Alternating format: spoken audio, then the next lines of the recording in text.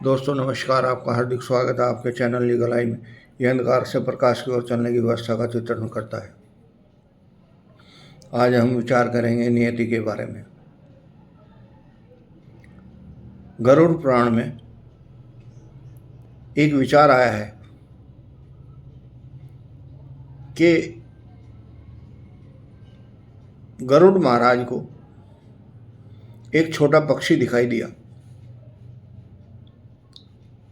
और उनको अपनी दिव्य दृष्टि से पता लगा कि कुछ ही क्षण बाद इसकी मृत्यु हो जाएगी।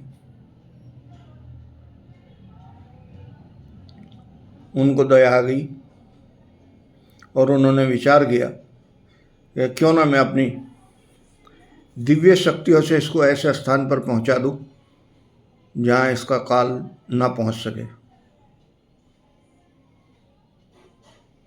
उसने उस पक्षी को अपने ऊपर बैठाया और किसी दूसरे पर्वत पर शिखा पर छोड़ दिया और बड़ा प्रसन्न हुआ। लेकिन जैसे उसने पीछे मुड़ के देखा तो उसको एक अजगर सांप ने डस लिया। ये बड़ा रुग्ण अवस्था में आ गया और इसने प्रार्थना की, प्रभु मैंने तो ये इसकी जीवन लीला बचाने के लिए किया था। तब ईश्वर ने उसको साक्षात दर्शन दिया और बताया कि तुम तो इस पाठ के एक पात्र थे। जिन जिन भी आदमियों को मैंने दिव्य दृष्टि दी है उनको भी एक दृष्टि दी है, एक हिस्सा है। दूसरा हिस्सा दूसरे पात्र के पास है, तीसरा हिस्सा उस कहानी का तीसरे पात्र के पास है। यानी कि सब कुछ उसने अपने पास रख रखा है, आपको कुछ नहीं दिया। आपको क्या दिया है? अगर आपने समर्पण किया है तो आपको कुछ दिया है, अन्यथा नियति के एक पात्र की तरह आपको उस संरचना का भागीदार बना दिया है।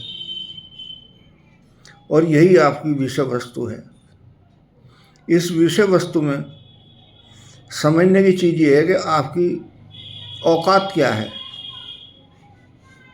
हमारी औकात ये है कि जो हमें कर्म दिया गया है उसको करें, लेकिन इच्छा भूल जाएं, क्योंकि उसमें हम एक पात्र हैं, बहुत छोटा सा रोल पैदा कर रहे हैं।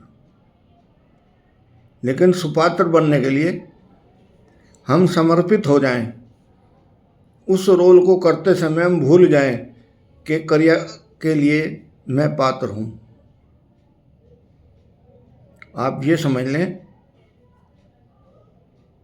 कि ये जो क्रिया मैं कर रहा हूं ये ईश्वर की प्रेरणा है, मुझे इस लायक समझा कि मैं इस कार्य को कर रहा हूं, और ये कार्य करना ही उसको मोक्ष की तरफ लेकर जाएगा। समर्पित जिंदगी उसको कर्म के जो प्रभाव हैं, जो दोष हैं, वो नहीं लगेंगे, क्योंकि उसमें ईगो खत्म हो जाएगी। उसको हर समय ये महसूस होगा कि ईश्वर ने जो मुझे दिया है मैं वो कार्य ईमानदारी से कर रहा हूँ। जैसे ही मैं हटेगा ऐसे ही प्रेम का उद्भव होगा, जैसे ही प्रेम का उद्भव होगा ऐसे ही आपका विकास होगा। और ये विकास ही आदमी के मुख्य धारा में मिलने की व्यवस्था का वितरण है। जब मुख्य धारा में मिलता है आदमी तो उसके कुछ लक्षण सामाजिक रूप से दिखाई देते हैं।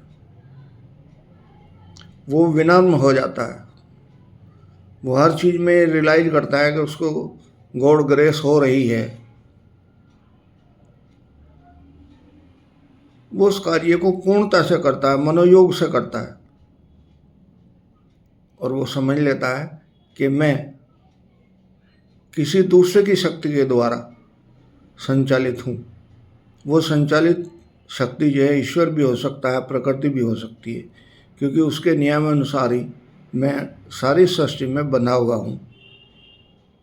जब ऐसी भावना उसके दिमाग में आ जाएगी तब वो मानव कहलाने का अधिकारी है, तब वो ध्यान की साधना में जाएगा, तब वो अपने को भूलने की कोशिश करेगा, क्योंकि उसकी ये समझ में आ जाएगा कि जो भी कार्य संचालित हो रहा है वो किसी और व्यवस्था के थ्रू हो रहा है जिसको नियति कहते हैं।